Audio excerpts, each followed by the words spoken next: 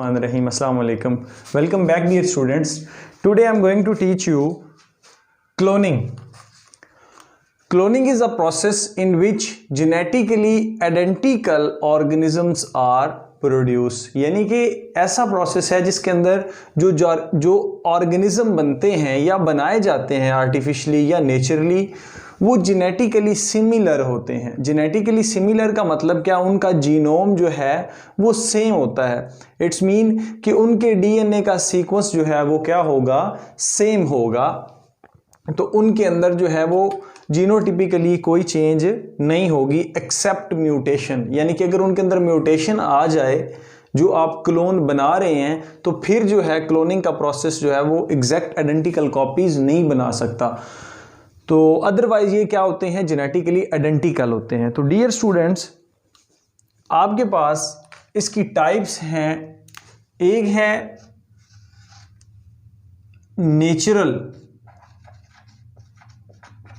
Natural cloning.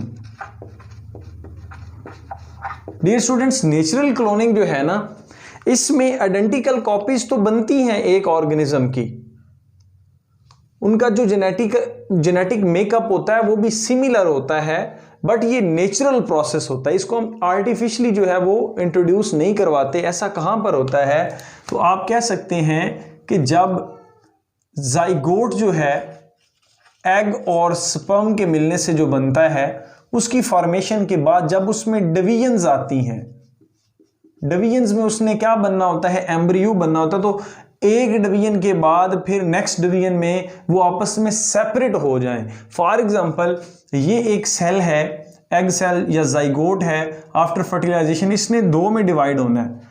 तो इस case पे क्या होता है कि ये दो सेल में ऐसे डिवाइड होने के बजाय दो डिफरेंट सेल्स के अंदर दोनों सेल्स अलग-अलग जो है वो हो जाते हैं, और ये इंडिपेंडेंटली एक जाइगोट के तौर पर जो है वो एक्ट कर रहे होते हैं, जिन्होंने बाद में एम्ब्रियो बनना होता है। एक तो ये जाइगोटिक स्टेज पर हो सकता है, या फिर डियर स्टूडेंट्स आप कह सकते हैं कि जब इसके अंदर मल्टीपल डिवीजन्स होती हैं, तो इसमें से कोई एक सेल जो है वो बाहर आएगा।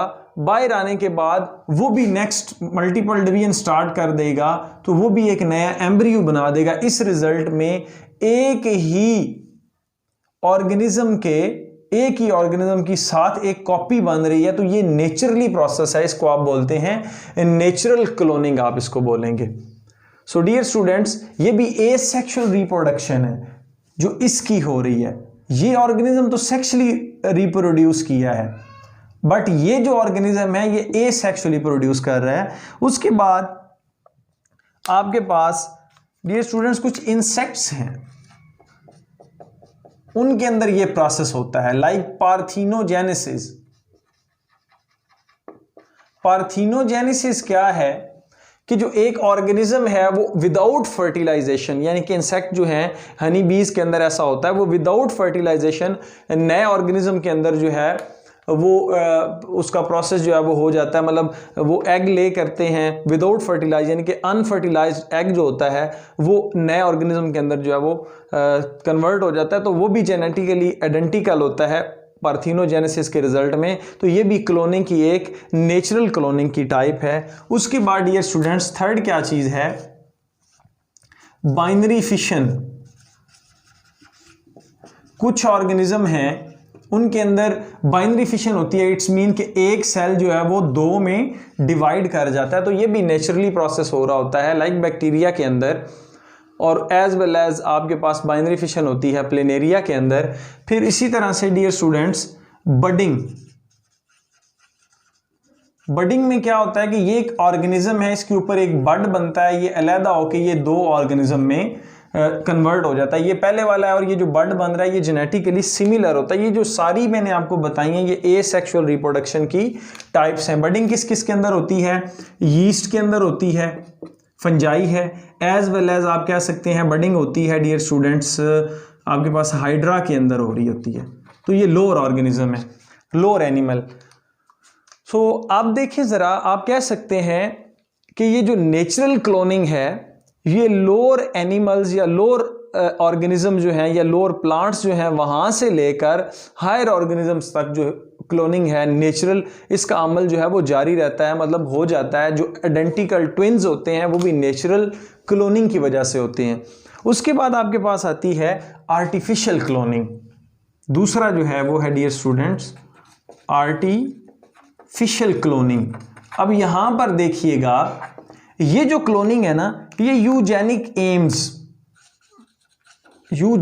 एम्स को करने के लिए यूज किया गया। फॉर एग्जांपल ये क्या चीज है, ये वर्ड क्या है, इसका मतलब है अपनी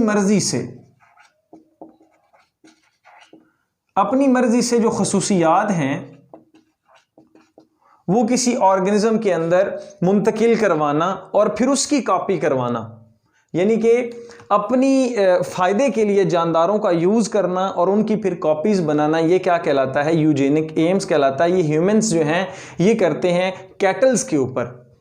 पहले उनमें अपनी मर्जी से उनके अंदर जेनेटिक इंजीनियरिंग की, अपनी मर्जी से उनके अंदर खसूसियात जो हैं, करैक्टर जो हैं, उनको डेवलप करवाया। आफ्टर दैट फिर उसकी जो है आर्टिफिशियल क्लोनिंग की। अब ये जो आर्टिफिशियल क्लोनिंग है डियर स्टूडेंट्स, इसके अंदर क्या हो रहा होता है, आप देखते हैं कि जो आइडेंटिकल कॉपीज बनाई जाती हैं किसी भी ऑर्गेनिज्म की, आइडेंटिकल कॉपीज बनाई जा रही हैं, वो किस लिए बनाई जा रही हैं, फॉर प्रोडक्शन, मतलब कि फॉर एग्जांपल फूड है, production of food as well as milk, अगर कैटल की बात करते हैं, एज वेल एज आप कह सकते हैं सिल्क वगैरह, ये सारी की सारी जो है प्रोडक्शन ये किस लिए करवाई जाती है, अपनी ज़रूरियात को पूरा करने के लिए ऑर्गेनिज्म की जब आइडेंटिकल कॉपीज बनाई जाती है। तो ऐसा कहाँ पर हो रहा होता है, आर्टिफिशियल क्लोनिंग के अंदर।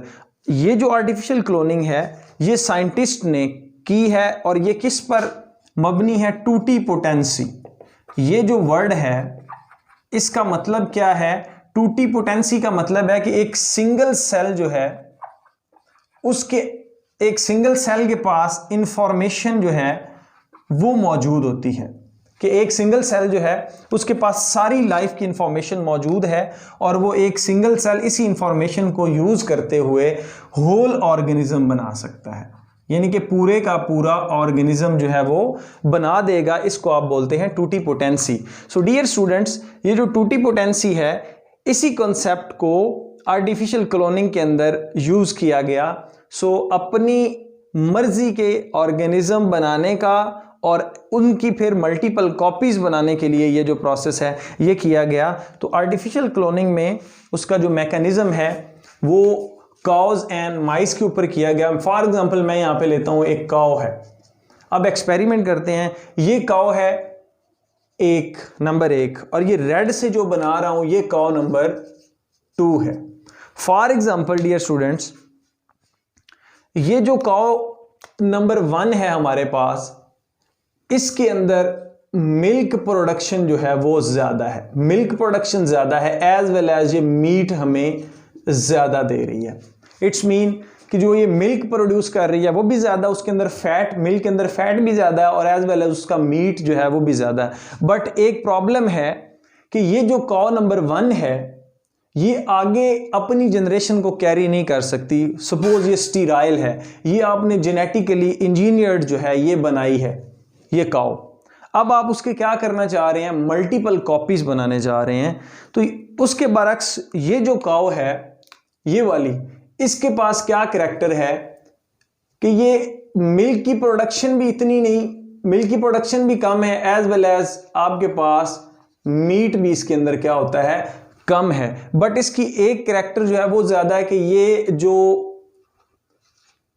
कैरी कर सकती है ऑफ स्प्रिंग को, उसके अंदर ये बहुत ज्यादा एबिलिटी है कि ये जो अपने ऑर्गेनिज्म है यानी कि आगे बर्थ रेट इसका जो है वो दूसरी की निस्बत क्या है, ज्यादा है। तो आप क्या करेंगे डियर स्टूडेंट, इस काउ को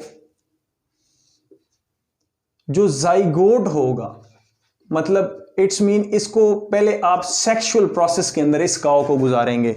सो इस काउ का एग और बुल का स्पर्म जब मिलेंगे तो वो क्या बनाएंगे, जाइगोट बनाएंगे। ये आपके पास डियर स्टूडेंट्स जाइगोट है। तो आप क्या करेंगे, आप प्रोड्यूस ये वाली करने जा रहे हैं, आप इसका जाइगोट रिमूव कर देंगे।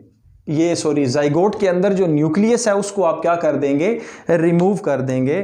तो ये सिंपली आपके पास खाली ये रह जाएगा, जो इसका न्यूक्लियस था वो आपने डिस्कार्ड कर दिया। अब आप क्या करेंगे, जिसका आप क्लोन बनाने जा रहे हैं, फॉर एग्जांपल कॉ नंबर 1 का आपने क्लोन बनाना है, तो आप क्या करेंगे डियर स्टूडेंट्स, इसका सोमैटिक सेल लेंगे, यानी कि बॉडी में से सेल लेंगे। आपको पता है कि बॉडी के अंदर जो सेल होता है उसके अंदर नंबर ऑफ क्रोमोसोम जो होते हैं वो 2n होते हैं। तो अब इसका न्यूक्लियस रिमूव करेंगे। आपने इसका न्यूक्लियस रिमूव कर लिया, ये जी हमारे पास न्यूक्लियस आ गया। अब इस न्यूक्लियस के अंदर कंप्लीट इंफॉर्मेशन है इस काउ की। आप इसको क्या करेंगे, इस जाइगोट जिसमें से आपने पहले न्यूक्लियस निकाला था वो क्या करेंगे आप डियर स्टूडेंट्स, इसके अंदर इंसर्ट कर देंगे। अब ये जो न्यूक्लियस है सोमैटिक सेल का, वो इस जाइगोट के अंदर इंसर्ट कर दिया गया है। अब इसको दोबारा, ये जो अब अल्टर्ड जाइगोट है, इसको आप क्या बोलते हैं, अल्टर्ड जाइगोट।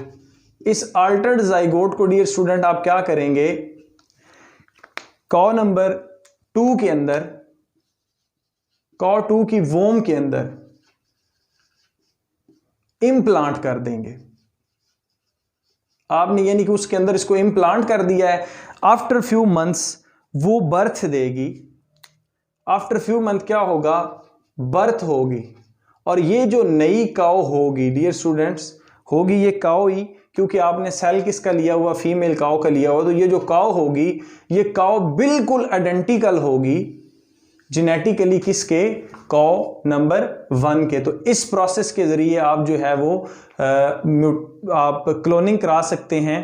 तो ये जो है ऑर्गेनिज्म बिल्कुल आइडेंटिकल होगा। लेकिन एक बात याद रखें कि अगर इस प्रोसेस के अंदर कहीं पर किसी भी जगह पर म्यूटेशन आ जाएगी, तो ये जो काउ होगी, काउ नंबर 1 जो अभी इसकी बर्थ हुई है, फॉर एग्जांपल आप कह सकते हैं जूनियर काउ, ये आइडेंटिकल इसके नहीं होगी। तो म्यूटेशन जो है वो अगर आप उस एरर को ख़त्म कर देते हैं तो ये बिल्कुल क्लोन होगा उसके जैसा।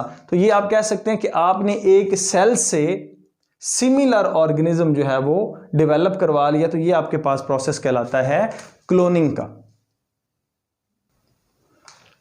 उसके बाद डियर स्टूडेंट्स हमारे पास जो दूसरा स्टेप है उसके अंदर क्या होता है, क्लोनिंग आप करने जा रहे हैं तो स्टेप नंबर 2 या आप कह सकते हैं मेथड नंबर 2, उसमें क्या किया जाता है कि ये ऑर्गेनिज्म है, फॉर एग्जांपल कोई भी शीप है, इसके नंबर ऑफ जो आइडेंटिकल कॉपीज हैं उसको आप बढ़ाने की जो है वो कोशिश कर रहे हैं। तो आप क्या करेंगे, इस शीप का जो जाइगोट होगा आफ्टर फर्टिलाइजेशन, ये जो जाइगोट है जब ये डिवाइड करेगा, इसके अंदर मल्टीपल डिवीजन स्टार्ट होती हैं यू नो, और वो किसके अंदर चली जाती हैं, एम्ब्रियो के अंदर। अब ये जो एम्ब्रियो है डियर स्टूडेंट्स, इसको आप क्या करेंगे, इसके अंदर डिवीजन स्टार्ट कर देंगे। मतलब खुद से डिवीजन तो ऑलरेडी वो कर रहा था, आपने क्या करना है, इन दोनों को सेपरेट कर देना है। फॉर एग्जांपल आपने एक एम्ब्रियो में से एक सेल को जो है वो सेपरेट कर दिया है। सो इट्स मीन अब क्या होगा, अब ये दो ऑर्गेनिज्म, ये जो अलग सेल किया था ये भी एक नए एम्ब्रियो के अंदर जो है वो डेवलप हो जाएगा। ये बिल्कुल नेचुरल की तरह ही है, लेकिन आप इसको क्या करवा रहे हैं, आर्टिफिशियली इंड्यूस करवा रहे हैं कि एक जाइगोट से या एक एम्ब्रियो से आप मल्टीपल एम्ब्रियोज की कॉपीज जो हैं वो ले रहे हैं। तो इस प्रोसेस में क्या होगा, जब बर्थ होगी तो बर्थ में आपके पास ये शीप और ये शीप एक दूसरे की क्या होंगी, क्लोन होंगी, आइडेंटिकल कॉपीज होंगी।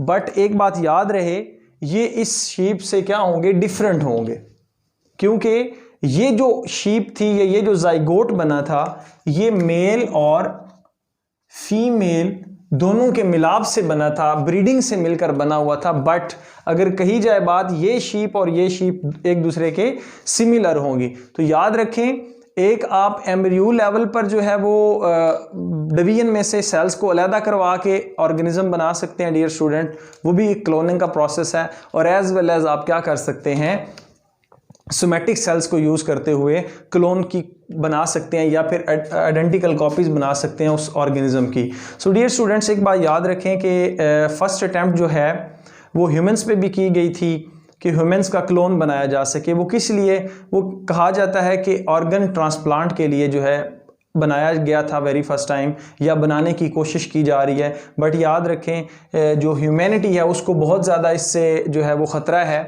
कि ह्यूमंस की जो है वो क्लोनिंग वो कोई भी मज़हब अलाउ नहीं कर रहा किसी जगह पर भी।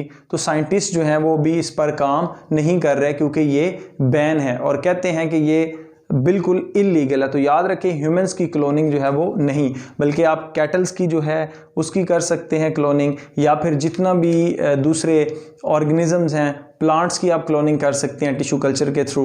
सो अपने फ़ायदे के लिए आप ऑर्गेनिजम्स को यूज़ कर सकते हैं, ह्यूमैनिटी को नहीं।